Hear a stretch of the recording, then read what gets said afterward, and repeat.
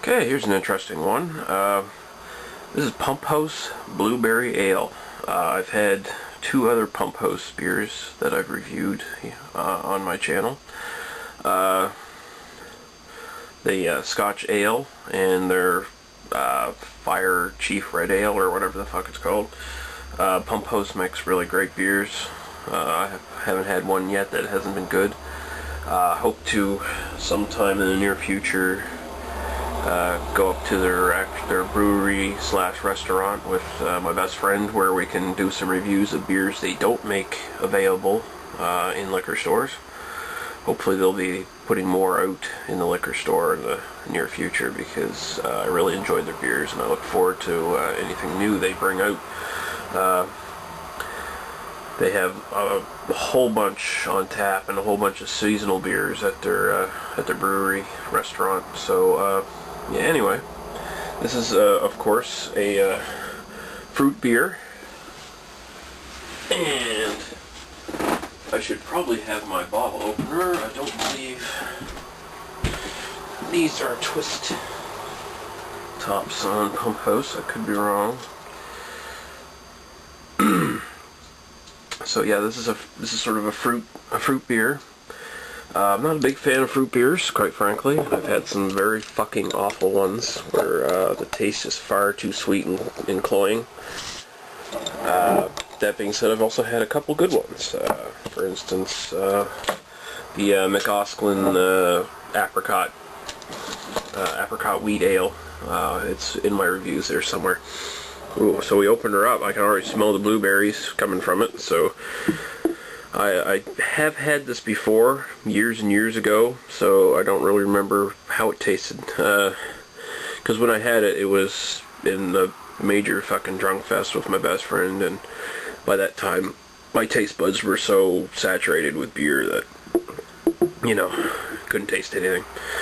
So let's pour it out now. Very pale.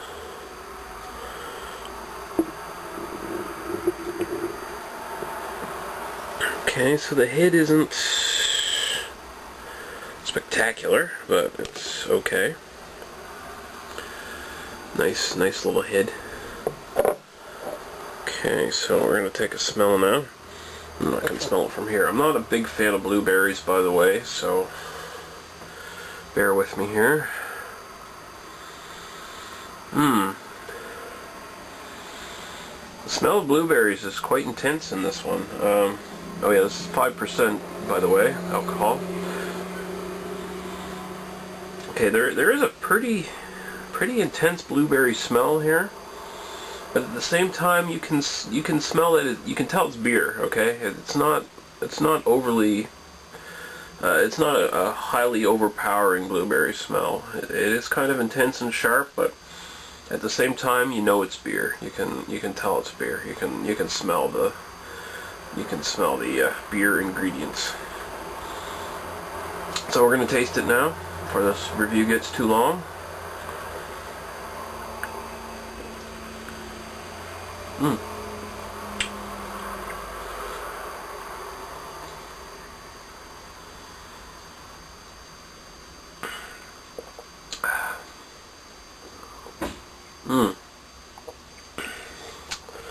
It's very refreshing. This is one of the best fruit beers I've ever had. The taste is not overpowering at all with blueberries. You get the faint hint of the blueberries in the back, and actually throughout the entire thing, even up front and in the finish. But you do get grain and a sort of a grassy kind of taste. Kind of reminds me of a lager or a pilsner, and that sounds sort of a combination of a lager and pilsner, sort of the grassy, grainy taste you get from those, mixed in with the sort of bitterness and the blueberry taste. That's actually a very fine ale, and this isn't. I wouldn't say this is one of those beers that you would just drink one or two of. A lot of fruit beers tend to be that way. They tend to be a novelty kind of thing. They tend to be very cloying. But This, I could see myself not getting sick of these. This is actually exceptionally good ale.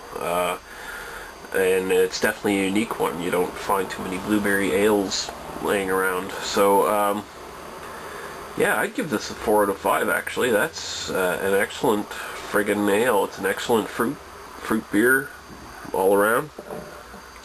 Pump House fucking comes up smelling like roses again. I